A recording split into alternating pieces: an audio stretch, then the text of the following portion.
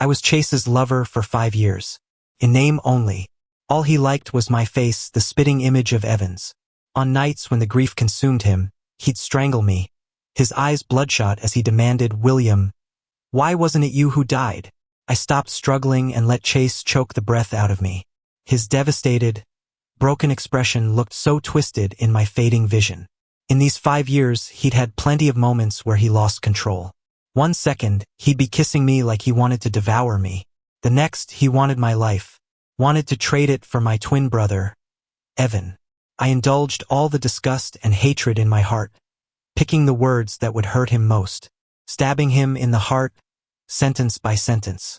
Quit acting like you're so deep.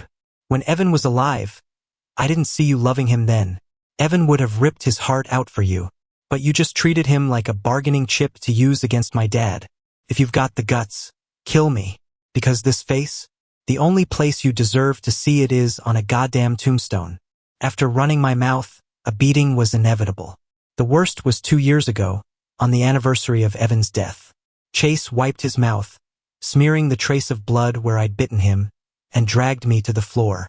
He grabbed the solid brass base of the floor lamp by the bed and, without hesitation, smashed my knees twice. I grit my teeth to keep from screaming, but physiological tears blurred my vision uncontrollably. "There. Now you're even more like Evan," Chase said, stepping on the back of my knee and grinding his toe in. I shook like a leaf, black spots dancing before my eyes. My jaw couldn't hold it back anymore, and I let out a low, wretched growl. Chase crouched down. One hand gripped my chin, the other brushed away the bangs soaked in my cold sweat. Then he pulled me into his arms. His voice trembled with tears. "Evan, I miss you so much." I convulsed in his embrace. "Chase, I miss you so much." Drop dead. But in that moment I was tired, exhausted. I let go of all the unwillingness and resentment. We'd been torturing each other for 5 years. If one of us had to die to end it, fine. Let it be me. I let Chase's face blur in my vision. Cough, cough. Chase suddenly let go. Air rushed in. I coughed violently, snot and tears streaming down my face, looking pathetic as a clown once again. Chase pulled away, standing by the bed, looking down at me curled up in a ball. His voice was hoarse and cold. "Evan saved your life. You're not allowed to die." He was seriously sick in the head. He was the one who just tried to kill me. I nearly coughed my lungs out before finally peeling myself away from the agony of suffocation. I didn't care that my clothes were torn and revealed everything. I just lay paralyzed on the bed, staring at the ceiling. My tone was hopeless. "Chase, it's been 5 years. Haven't you had enough fun yet? If Evan knew, he definitely wouldn't want to see you like this. In 5 years, I'd never said anything that sounded so much like comfort. If he had half a brain, he'd hear that I was unilaterally surrendering. I didn't want to fight him anymore. But the next moment, Chase was on top of me again. His long, muscular leg forced its way between mine. I was confused. All these years he'd kept me. Chase only saw me as a substitute, as the enemy who got Evan killed. He disdained going all the way. All his kissing, touching, biting, and kneading were just venting anger. I genuinely didn't understand this ambiguous position. Had he come up with a new way to torture me? I awkwardly tried to scoot up to escape. He pinned me down by the shoulder. "William, whether this game between us starts or ends isn't up to you." He kissed me to shut me up. Then he reached for my belt. I shuddered and pushed him hard. "What are you doing?" Desire stained Chase's eyes. My brain short-circuited, and I had the untimely thought, "Is this for Evan or for me?" Then I heard the ruthlessness in Chase's voice. He pressed his knee into me. "Give it up, William. This is your life now." I didn't know how much time had passed. I just felt hot and weak all over. In my days, I thought I saw Evan. He was angry with me, asking why I was sleeping with the man he loved. I wanted to say, "I'm a straight guy, for fuck's sake, I don't want this either." But I couldn't get the words out, anxious and scratching at my head. Evan cried harder and harder, until his whole face dissolved in a flood of tears, becoming a bloody mess, just like his ruined face after the speeding sedan sent him flying. "Evan," I cried out, reaching but grasping nothing. Couldn't grab Evan being hit by the car. Couldn't grab the fading Evan who was still blaming me. "William, it's me." A cool, deep male voice, like a gentle, steady breeze, blew away the chaotic images in my mind. I opened my eyes and saw Dr. Vance sitting beside me. I was gripping his arm so hard the sleeve of his crisp white shirt was hopelessly wrinkled. I quickly let go, my voice dry and raspy. Sorry. He raised a hand to check my forehead. Behind his glasses, those handsome, elegant eyes looked elsewhere, avoiding my gaze. Fever broke. I hummed a response, glanced at the gloomy sky outside the window, and asked, how long was I out? 32 hours. Vance glanced at the gray dial Rolex on his wrist. I moved, and everything hurt. One specific area burned with a piercing sting. Still, I fought through the pain to sit up, leaning against the headboard. Thanks. Sorry to trouble you every time something happens. Chase writes the checks. I just do the job. Vance didn't look up, organizing his medical kit at a leisurely pace. But without warning, his movements faltered. Instruments clattered together. He darted to the bedside, his flawlessly handsome face inches from mine, the corners of his eyes reddening. William, trust me. I can help you. I stared at him, giving a tragic smile as I shook my head. This was the second time I'd rejected his kindness. Vance was Chase's private physician. Occasionally, when I wasn't feeling well and a few pills wouldn't fix it, he was the one in charge. 2 years ago, when my knees were shattered, Chase called him to handle it. That was the first time I saw the usually cool and composed Vance lose control. He picked me up, growling, he needs a hospital, or this leg is useless. Unfortunately, Chase just smiled dismissively.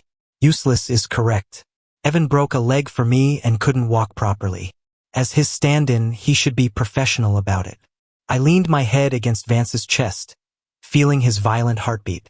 He looked down at me, lips trembling. Then, ignoring Chase's obstruction, he took me to his hospital. After the surgery, when the anesthesia wore off, I was drenched in cold sweat from the pain. Vance pushed up his glasses, seeming to make a decision. William, I can figure something out regarding your father's debt. I looked at this man, usually so silent and cold, and felt a bit surprised. He was Chase's friend, yet he wanted to save me from the fire. But this fire was something I had to endure. I needed to stay by Chase's side as Evan's double, so that Chase would be willing to show mercy and not pursue the massive debt my dad owed him. Otherwise, my dad wouldn't survive. I stopped reminiscing and dodged Vance's sincere gaze. Dr. Vance, I'm fine. You can go back now. I could hear Vance grinding his back teeth. But he didn't say anything else. He stood up, grabbed his kit, and walked. He ran into Chase at the door. The door was ajar, and their conversation was clear. Is William okay? Chase's tone was perfunctory. Vance's emotions were already hidden watertight. Fever's down. But the tearing down there needs time to heal. He paused, then added, Chase, control yourself.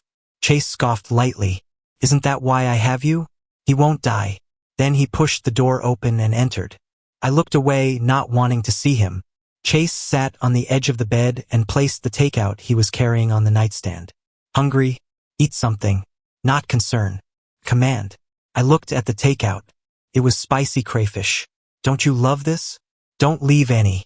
Chase opened the container, pulled out a pair of disposable gloves, and set them in front of me. I'm not hungry. Chase didn't move. His cold, grim eyes stared unblinkingly at me. Resigned, I put on the gloves and took the container. I took a bite. Insanely spicy. Chase pulled out his phone and opened a surveillance feed. It showed the scene of Vance and me talking just moments ago. William, I know your every move.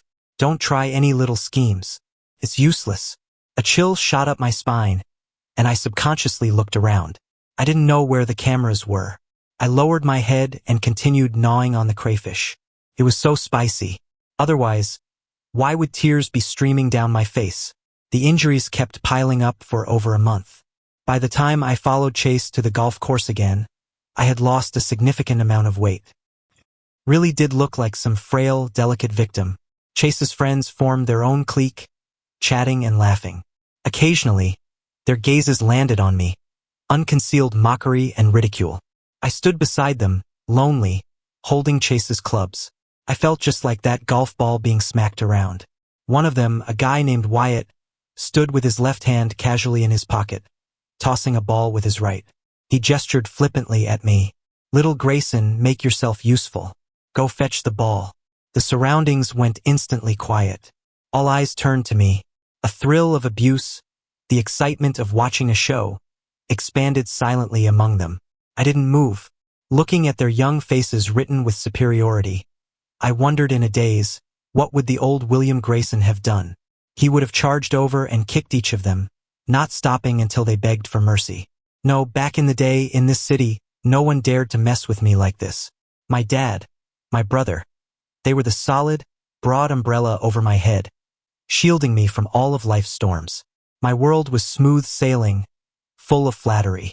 Grayson's second son was synonymous with a carefree, glorious life. But now, the umbrella had been ruthlessly destroyed, and the storm had swept in. Random nobodies who couldn't even get near me before now found joy in toying with me. Go get it, or I'll tell Chase. I hear when Chase punishes people, he gets very creative. Wyatt's eyes were lewd as they raked over me, then drifted to the white dot on the distant grass. One moment I said, my tone so calm it surprised even me. I placed Chase's club into the bag. Then, enduring the piercing pain in my left knee, walked step by step toward that pale white humiliation. Right now, Chase was in the VIP lounge handling a work emergency. Before this, he had already made me caddy for him, making me retrieve the ball over a dozen times. He wouldn't let me use my cane. He just wanted to torture my ruined leg. It was working. I was limping noticeably now. I'd only taken a few steps, and I was already sweating from the pain. But when I finally retrieved the ball and could see Wyatt's magnified smugness, he threw another one, farther. Wyatt raised his voice, putting on a show. Little Grayson, please.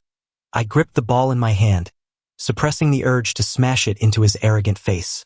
I turned to get the ball. A roar of laughter came from behind me, their celebration of successfully degrading me. On the return trip, I could barely lift my left leg. Just as I reached Wyatt, I tripped on the turf and went straight down to my knees. The ball rolled out of my hand. Chase, who had strolled back, stepped on it. Wyatt stifled a laugh. Chase, look at little Grayson. It's not even a holiday, and he's bowing so deeply. Chase ignored him. He walked over and reached out a hand to me. I looked up at his emotionless face, unsure for a moment whether I should take it. You like kneeling? Chase's tone was unkind, so I grasped that hand with its distinct knuckles. Chase pulled me up but didn't let go, holding my hand as we walked slowly over. Then he commanded, hand me a club. As soon as the club was in his hand, I saw a flash of silver. Wyatt clutched his knee, screaming as he fell to the ground, wailing incessantly. Chase tossed aside the club, its head now dented, and stepped on the rolling Wyatt. Chase! The others tried to intervene. Chase's sharp gaze swept around, and no one dared to speak. Even if William is just a toy, he belongs to me. You think you're worthy of abusing him? Chase, I was wrong. Wyatt was a mess of snot and tears. Crawl over there. Apologize. Wyatt slithered pitifully, crawling to my feet. Little Grayson, I was wrong. I won't do it again. Forgive me. The look in the others' eyes when they looked at me now held a bit of fear. But it made me feel like a dog relying on its master's power. Pathetic. I took a step back. Don't do that. Get up. Smack. Chase stepped forward and slapped me so hard my face turned sideways. My ears rang. Took a long time for the stinging pain to fade. I heard Chase's sharp voice. Him apologizing to you is the dignity I'm giving you. You have to take it. That sour warmth that had risen in my heart when he reached out to me earlier was slapped out of shape, turned into deep self-loathing. I really was a piece of trash, falling in love with a psychopath like Chase. Chase got sick. In 5 years, I hadn't even heard him cough more than a few times. But now he was shivering all over, curled up on the large bed in the villa's medical room. All his sharp, cold edges had melted away, leaving a pitiful, fragile little animal. I sat by the bed, studying his face, flushed with sickness. Driven by some strange impulse, I carefully reached out and traced the arch of his brow. The heat from his body burned all the way through my fingertips to my heart, making me shudder.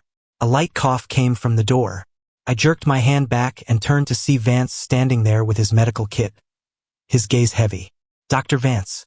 Vance nodded, opened the wardrobe to get the white coat kept specifically for him, put it on, sanitized himself, and then began examining Chase. I moved automatically to the massage chair in the corner, out of the way. After checking him over, Vance said flatly, "He's fine. Just overwork. His health has always been good, and he's always been busy." "Before, you're worried about him?" Vance interrupted, tilting his head to ask me. He stumped me. I opened my mouth but no words came out, so I just nodded. "I give him regular checkups. I know his physical condition well. The human body has limits. Even a man made of iron needs to stop and rest when he hits that limit. The high fever is just the body sending a distress signal. A good sleep and a few days of rest are all he needs." "Okay, thanks." Vance set up and for Chase. Chase stirred, turning over impatiently twice. "William." The murmur was so soft I wasn't sure I'd heard my own name. Disbelieving but hopeful, I walked over and leaned in close. "William, I'm cold." Like I was under a spell, I immediately tucked the blanket around him with gentle care. The next second, Vance yanked me aside violently. Anger covered his cool features. "William, if I wasn't here, were you planning to hold him to keep him warm?" With my thoughts exposed, I awkwardly looked away. "William, you're sick." Vance's tone was heavy with grief, as if I were terminally ill. "I think you need to see a psychiatrist. I have a friend who is an authority in the field. I'll text you his contact." Vance picked up his phone. His fingers, sliding across the screen, were trembling slightly. So panicked he didn't look like someone who could hold a scalpel. "Dr. Vance, I'm fine." Vance seemed not to hear. My phone buzzed. I opened it to see the business card of the psychiatrist he'd sent. "Stockholm Syndrome can be completely cured with timely intervention." "Dr. Vance," I said, "I'm fine. I don't need a shrink." I walked out as if fleeing. Vance followed close behind, blocking me at the corner of the stairs. "William, you cannot love Chase." When my thoughts were laid bare so bluntly, I suddenly lost the energy to argue or hide. I leaned against the wall, defeated. But I'm just that kind of ungrateful trash. Chase is good looking and he's a big shot in the city now. Besides, I've been fucked by him so many times I'm practically ruined. Can't I just love him? Vance took off his glasses, looking pained, and pinched the bridge of his nose. "Dr. Vance, leave me alone. Just let me rot." I brushed past Vance's shoulder, ready to go downstairs. "William, have you never been suspicious about your brother's death?" If Chase woke up and checked the villa's surveillance to find I'd left with Vance, he'd probably go crazy. He'd make me suffer for it. But I couldn't care anymore. Vance had grabbed my weak point. I had no choice but to get into his Maybach. "Talk. What do you know?" I sat in the passenger seat, letting Vance drive 2 blocks before pulling over under the shade of some trees. I asked through gritted teeth, my heart feeling like it had been dropped into boiling oil. Vance was direct. Using several accounts over 3 years, Chase made small, frequent transfers to the driver, Don, totaling $2 million. He paid him to cause the accident that killed Evan. That $2 million was exactly enough for Don to get his daughter a high-end cochlear implant and ensure his wife and daughter could live a stable life. Don killed someone for $2 million? My voice cracked. Vance shook his head with a bitter smile. "William, $2 million might not be enough for you to buy a watch, but for Don it was a normal life for his daughter. It was their hope for changing their fate. I don't want to lecture on wealth inequality right now. Tell me, why did Chase kill my brother? Evan liked Chase so much. Loved him enough to willingly betray our dad, throwing the bid for that huge plot of land in the East District to Chase. Loved him enough to block a rival's ambush for Chase without hesitation, breaking his leg in the process. Loved him enough to learn carving, callousing his hands just to make Chase a jade handle piece. Loved him enough to make a life-sized mannequin of Chase to sleep with every night. If Chase smiled at him, he'd hand over a business deal. If Chase affectionately put an arm around his shoulder, he'd happily give away the clubhouse my dad valued most. It made my dad so angry he broke the family discipline rod on Evan's back. The straight-A student's IQ vanished. He seemed determined to use up 20-something years of stupidity all on Chase. Like a fool, eager to rip his heart out and offer it to Chase. Happy even if Chase stomped on it. And the result? Chase wanted to kill him? Vance sighed. Because of you. I suddenly felt like I couldn't understand English. Blankly, I asked, because of me? 8 years ago. You graduated college and had your art show in the city. Chase went with a friend and saw you. I tried to recall that distant scene. I was just an art slacker. The graduation show was purely my dad and Evan trying to prop me up so I wouldn't go through life without selling a single painting. Most of the people there were invited to fill the room. They didn't necessarily know art, but they knew how to network. They heaped praise on my casual doodles like I was the next Picasso. But no matter how I flipped through my memories, I couldn't find a trace of Chase. I looked at Vance helplessly, waiting for him to wipe away the dust of memory and expose the initial connection between Chase and me. Chase fell for you. A short sentence, but it hit me like a sledgehammer. Cracked open details I hadn't noticed before. During the time he was chasing Chase, Evan suddenly changed his aesthetic. In school, he wore his uniform meticulously. At work, his suits were perfectly tailored. He was always noble, elegant, and proper. But during that time, he started digging through my closet, saying he wanted to learn street style. I mocked him, saying he couldn't pull off the artistic vibe. Evan smiled and shook his head, saying helplessly, Chase likes it. He wants me to try it. Motherfucker. Evan did everything he could, and he was just playing my double? How could Chase be so evil? Took a long time to find my voice. My heart was plummeting, yet I still forced myself to shout. What are you talking about? Vance, I don't believe a word of this. Loving me, killing people, I don't believe it. I didn't let Vance drive me back. Dragging my bad leg, I walked slowly for an hour and a half before returning to the villa. Chase was awake. He'd pulled out the 4 and was sitting on the living room sofa, face dark, surrounded by shattered porcelain at his feet. Although his face still held the flush of fever, the man himself was ice cold. He looked at me like he wanted to eat me alive. Voice hoarse. Come here. He walked over. Without waiting for him to speak again, I knelt directly on the broken shards. Then, trembling, I gave a provocative smile. Is this how you want me? His eyes flickered. He pressed his lips together, saying nothing, but clenched his fists. After a long time, he asked, what did you go out with Vance for? I always thought I understood Chase. He was paranoid, cold, heartless.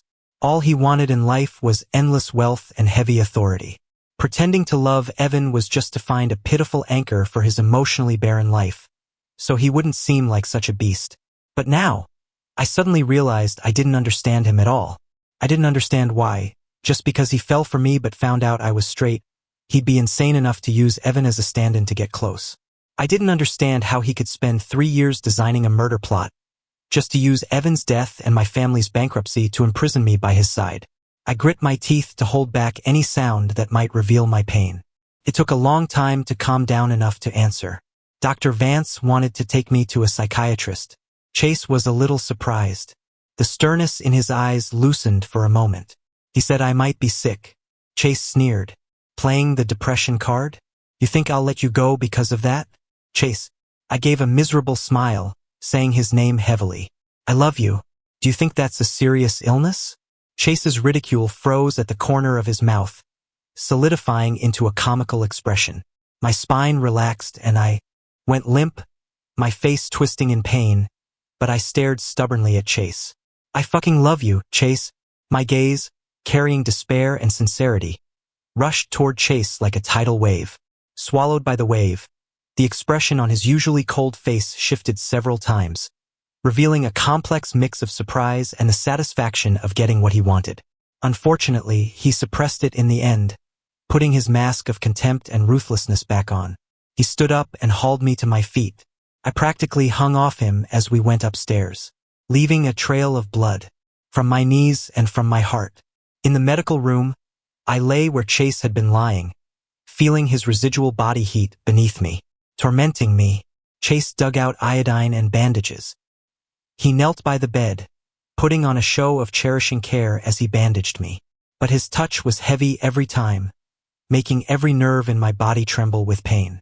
Compared to Vance, how's my technique? Anything I said would be wrong, so I kept my mouth shut. Chase pressed his thumb hard into the bloody hollow of my knee, a smile playing on his lips. William, I don't care at all whether you love me or not. I clenched my fists to endure the pain. In that moment, I couldn't tell if it was my knees or my heart that hurt more. Through gritted teeth, I asked Chase, "Evan and I look exactly the same. Are you sure you know who you actually care about?" Chase didn't answer. He just sneered. I nearly passed out from the pain of his meticulous bandaging. The torture finally ended. Chase stood up slowly, organizing the supplies. He leaned down and patted my face. "I know Vance likes you." Sure enough, he'd known all along. He just didn't say it, using the thrill of possession to spice things up. He's just a scholarship kid funded by the Sterling family. He might look like an elite now, but at the end of the day, he's just a dog of the Sterlings. Chase was right. In the car, facing my hysteria, Vance had ripped open the past he least wanted anyone to know to prove his sincerity. I learned then that he was completely dependent on the Sterlings. He had relied on their funding for school and now ran their private hospital. He wasn't just Chase's doctor. He was a living billboard for the Sterling family's charitable image. Chase bit down hard on my lip, savoring the blood he tasted with the tip of his tongue. "I warned you early on not to scheme with Vance. Delusional enough to think a dog can save you? Naive." I dreamed of the scene of Evan's car crash again. I woke with a start from the terror of spreading blood, just in time to see Chase getting out of bed to change clothes. In the darkness, he gave me a deep look, then left in a hurry. My heart skipped a beat, a bad feeling washing over me. Sleep was impossible now. Irritated, I grabbed my phone. I found unread messages from my dad. Several voice notes in a row. "William, I'm sorry. I only just found out that when you said you liked Chase and wanted to be with him, you were lying to me. You did it to make me angry, to cut ties with me. You didn't do it because you liked Chase. You did it to give Mom and me a way to live.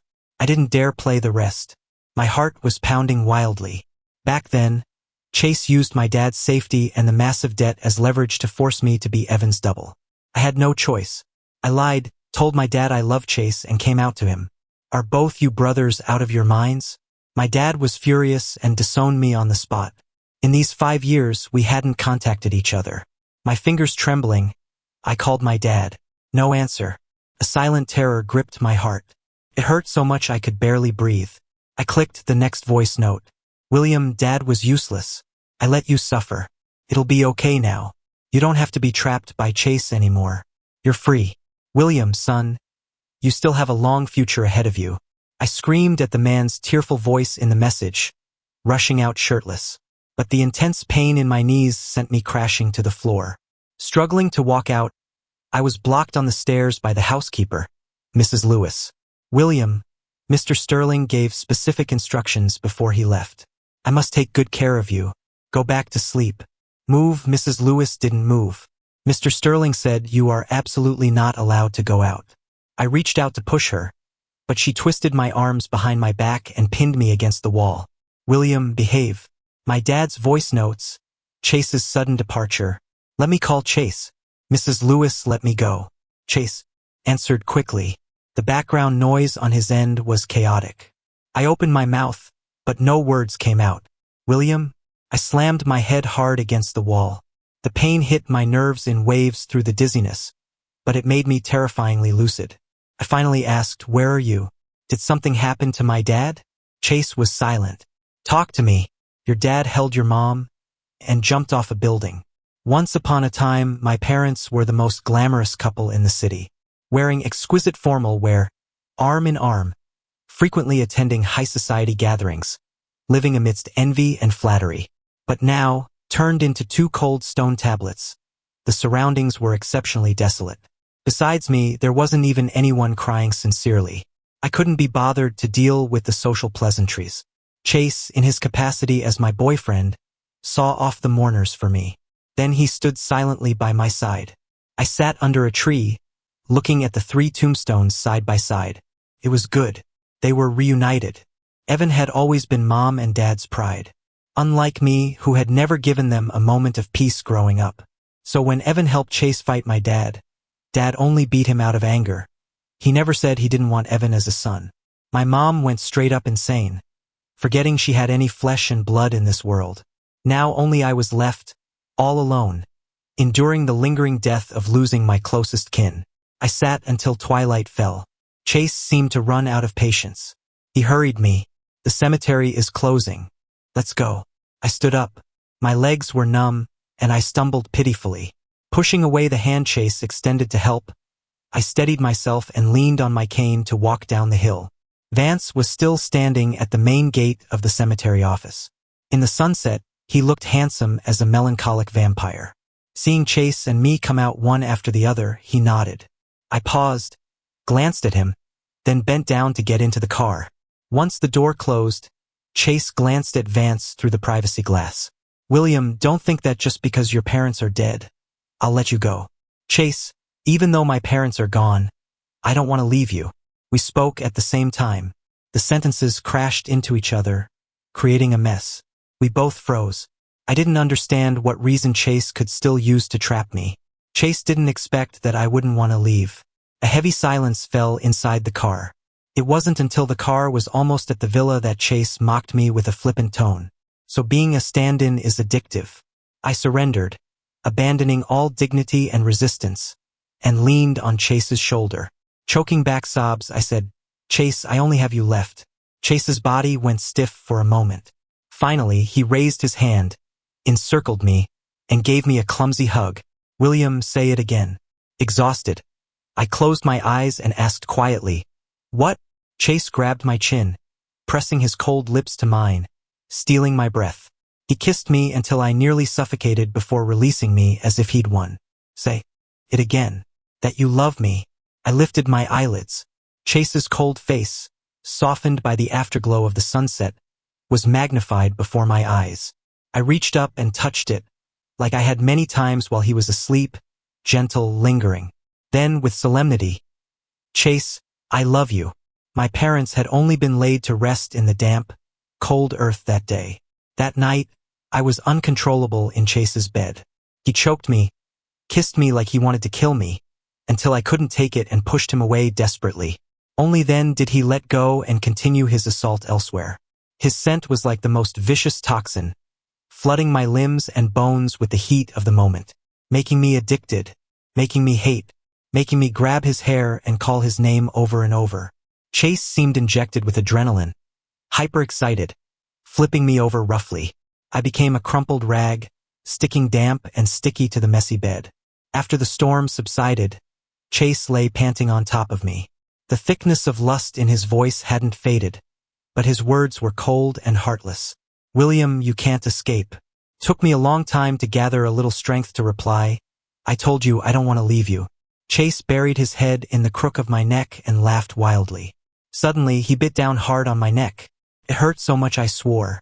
He lifted his head, lips stained with blood, looking like a ghost claiming a life. Your dad volunteered at the psychiatric care center, taking care of your mom for over 5 years. He was fine. Why did he suddenly seek death? Chase sneered. That mad dog Vance. Just to set you free, he went to your dad and popped the bubble of lies you carefully wove.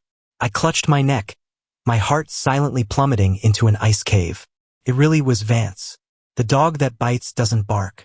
He was afraid I wasn't firm enough, afraid I couldn't go through with it, afraid I had reservations. So he took it upon himself to sever my deepest tie to this world, using my parents' deaths to force my hand. Without that chain, can I not hold you? Chase smeared a bit of blood from his lip heavily onto the center of my brow. He's too naive. I was now completely alone in this world. What else could tether me? I watched Chase quietly, almost wishing he'd give me an answer. You like Vance, don't you? To protect him, you wouldn't hesitate to fake loving me. Disgusting. This was unexpected. Turns out Chase wasn't just a pervert. He was a moron. I can tolerate you two making eyes at each other all these years, but that doesn't mean I can tolerate him taking you away.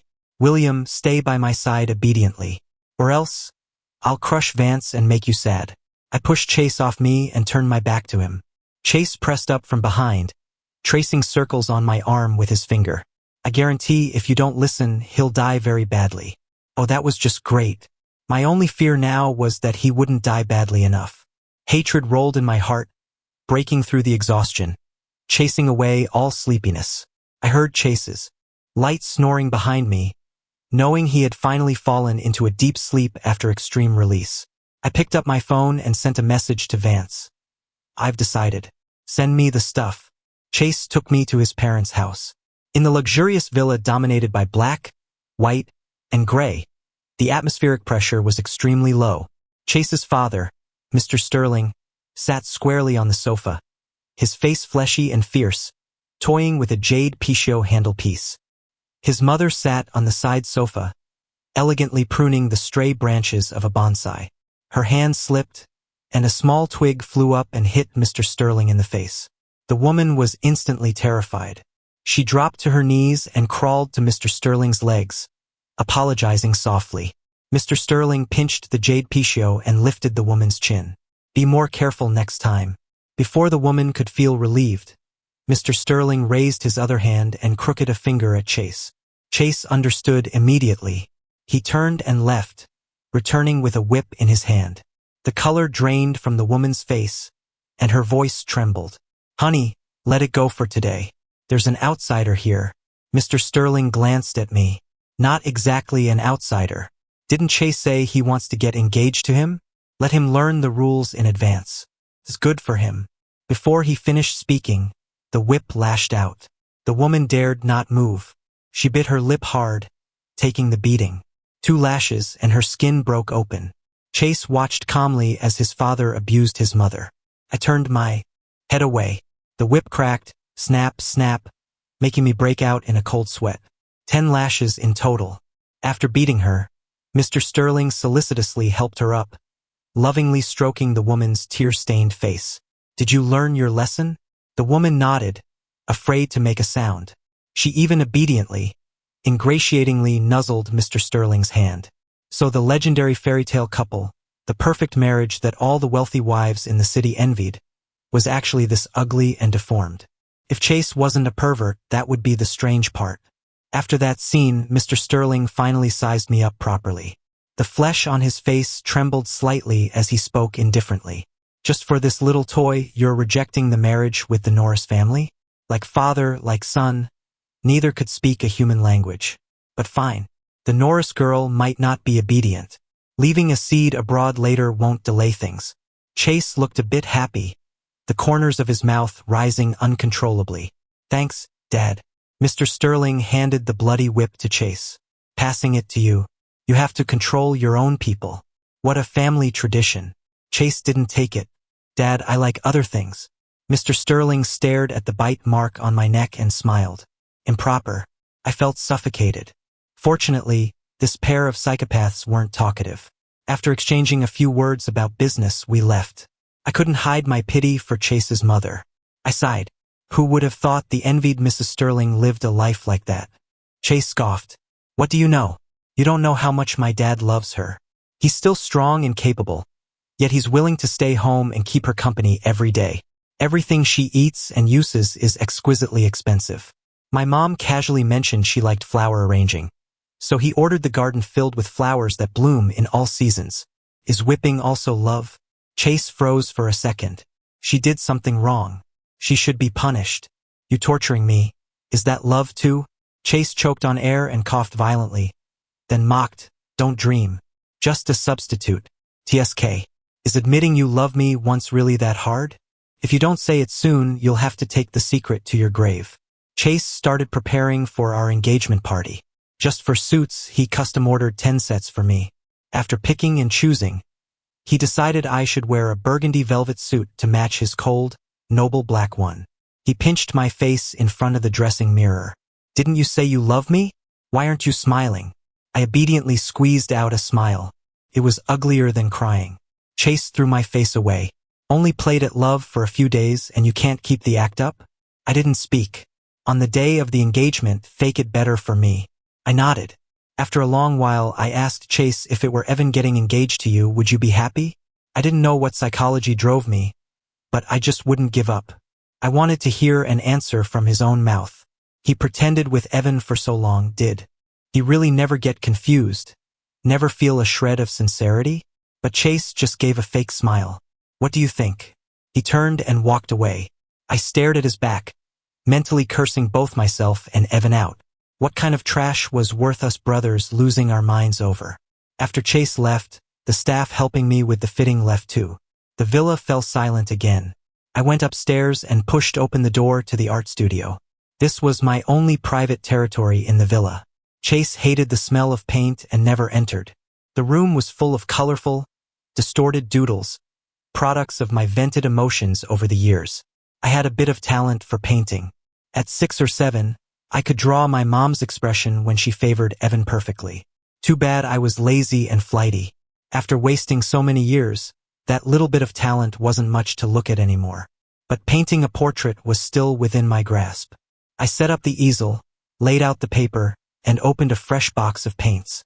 With a cheerfulness I hadn't felt in years, humming a tune that was all over the place, I painted a conspiracy stroke by stroke. Watching Vance's face take shape, features appearing, finally presenting a cold, restrained expression. I crossed my arms and stared at my masterpiece. Then I reached out, dipped my finger in some wet red paint, and smeared it on my lips. I leaned in and left a lip print on the portrait's left cheek. I opened the door and called for Mrs. Lewis. "Mrs. Lewis, please cut me some fruit." When she knocked and entered with the fruit platter, she walked in right as I was making a show of covering the painting. She didn't speak, and neither did I. I just took the platter and nodded thanks. Then I covered the easel more tightly. When Chase came back at night, he looked unhappy. Staring at a spot of paint on the sleeve of my white t-shirt, he gritted his teeth. "You were painting? Killing time. What did you paint?" Naturally, I couldn't tell him directly. It had to be a surprise he discovered himself. So I acted a little panicked, putting on a brave front. "Just doodling. Nothing specific." Chase was instantly furious. Ignoring my bad leg, he dragged me upstairs and kicked open the studio door. "Let me see."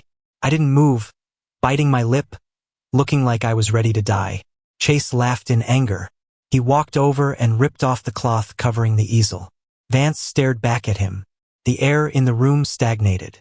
My heart pounded like a drum as I prepared to add fuel to the fire. "I'm sorry. I just wanted to say a proper goodbye."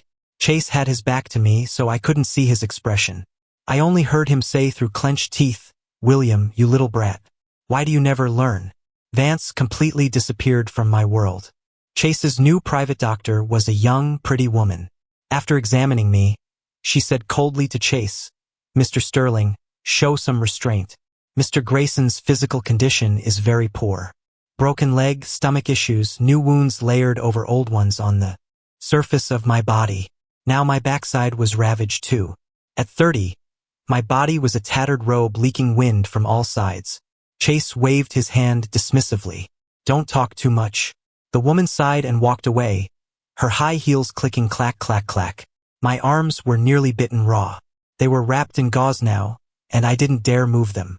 I pleaded, "The engagement party is almost here. Let me have a little dignity, okay?" Chase was like a powder keg, exploding at the slightest touch. He braced himself over me, gripping my chin aggressively. "William, I should be the one begging you. Stop provoking me." I nodded with difficulty. "Okay." Only then was he satisfied. Before pulling away, he maliciously squeezed my arm. Red bloomed on the snow-white gauze. The moment Chase saw the blood, a flash of unbearable excitement crossed his eyes. He reached to pull down my pants. I felt Vance was wrong. Chase didn't love me at all. This pervert didn't understand what love was. He just wanted to invade, to possess, to satisfy his sick psychology through twisted venting. Before things spun out of control, I begged, "Chase, last time I saw a painting hanging in your hallway." Chase paused. "It looked like one of the pieces from my grad show. I really liked it. Could you give it to me?" Chase's gaze traveled from bottom to top, finally meeting mine. Rarely, I saw a trace of softness in his eyes, as if something beautiful had crossed time and fallen into his mind. Whenever I looked back, I still couldn't recall a single thing about Chase at that exhibition. I didn't know what version of me he saw back then, to make him willing to spend $5 million to buy back a messy draft of mine. The price tag I jokingly slapped on it became the evidence of his initial heartbeat. That softness was too brief, quickly turned into a shadow. "You saw wrong. That's not your painting. See?" He didn't even have the courage to say he loved me openly. "You haven't been acting much like Evan lately. I don't like it." He dropped that line and turned to leave, leaving me on the medical room bed, bound like half a mummy, staring at the ceiling and laughing until I cried. Chase, oh Chase. Initially, out of cowardice, you looked for my shadow in Evan. Later, out of malice, you crafted me into Evan's double. Whether it was love or use, after all these years, I'm afraid even you can't see your own heart clearly anymore. Pitiful. Hateful. On the day of the engagement, half the important people in the city came to show their support. Big and small media outlets with their long lenses and cameras surrounded the banquet hall 3 layers deep. The Sterling family engagement, plus the only son coming out, whether for the city weekly or entertainment gossip, it was an explosive headline worth squeezing in for an exclusive. I wore the burgundy velvet suit, leaning on my cane, accompanying Chase as we wove through the crowd, socializing with guests, waiting for the ceremony to begin. The host came over to remind us it was almost time. I put on a smile. The moment was finally coming. I couldn't hear a word of what the host was saying up front. I just kept smiling, holding hands with Chase, presenting a picture of happiness, until the big screen started playing the montage video. It was supposed to be carefully shot photos of us before the engagement, plus scenes from our life. I whispered to Chase, Chase, back then when you liked me, why didn't you pursue me? Chase seemed not to understand. What? If you liked me, you should have chased me. I'm easy to catch. Why ruin my family, ruin my brother? A photo of us hugging and laughing froze on the big screen for a few seconds, drawing cheers from the audience.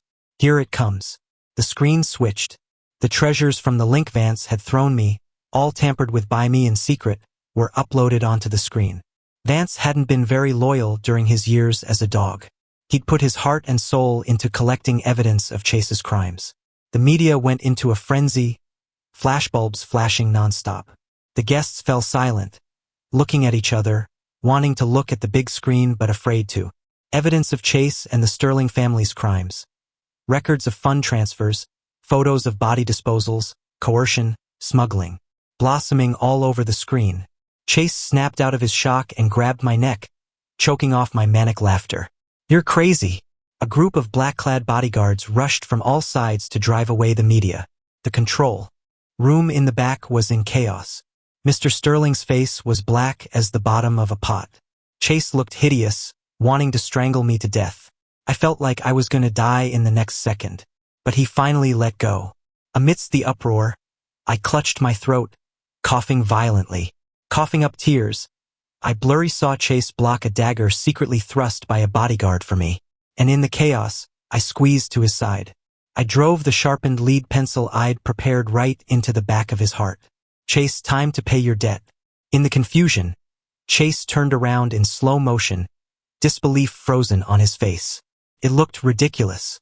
Chase was taken away by an ambulance. I was taken to the police station. The truth of the car accident years ago, the sins behind the Sterling family's rapid rise, the mystery of Vance's disappearance, all would be uncovered one by one.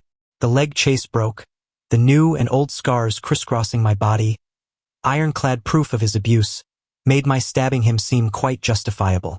Plus, after Chase was out of critical condition, he chose to settle and dropped criminal charges against me. I was finally free. I walked out of the police station clean with the status of a victim.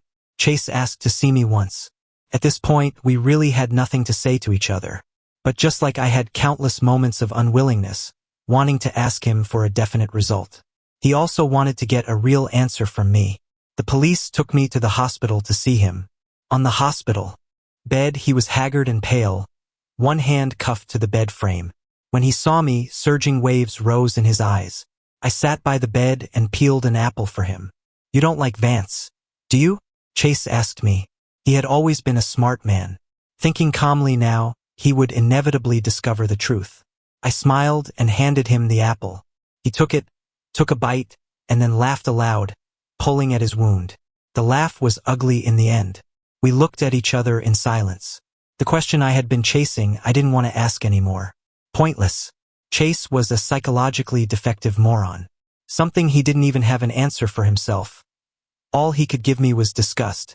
I waited silently for him to finish the apple, then stood up to leave. He reached out and grabbed me. I don't know how to love people. Chase's eyes were red, making him look pitiful. I don't even know who you are anymore. I shook off his hand. Whether it's Evan or me, Chase, you don't deserve either. Chase's violence slipped out of control for a second. He grabbed me again tightly. William, you clearly said you loved me. I sneered, mimicking his best look. Do you want to hear it? I can say it right now. But he shook his head desperately, afraid that if you hear a lie enough times, you'll start believing it's true. I leaned in close, patting his hair like I was teasing a dog. Chase turned his head and bit down hard on my arm. The police stepped in and pushed him away. He licked the blood from the corner of his mouth, tears falling. I turned my back to him. I hope when the time comes you can apologize to my brother. When Vance's body was fished out of the sewer, it was so decomposed it didn't look human. The investigating officer pushed the photo over for me to see. I glanced at it. Pity. The officer smiled faintly. Your parents' vengeance can be considered taken. I didn't speak. It wasn't hard to investigate. After all, the police could easily get the chat logs between Vance and me. But so what? I merely used his sincerity. And he was the murderer who indirectly caused my parents' deaths. The verdict on your brother's case will be out soon. Chase hired a hitman plus other crimes. The death penalty is inevitable. He deserves it. What are your plans for the future? Haven't thought about it. The conversation got a bit awkward here. The officer excused himself, and I went to the cemetery. I told the whole story from beginning to end. I didn't know how Mom, Dad, and Evan would feel hearing it. I only knew that my heart was completely hollowed out. Not much happiness, but I couldn't say I was sad either. It seemed like there was an William who had died silently in a hidden place, along with that deformed, undignified love.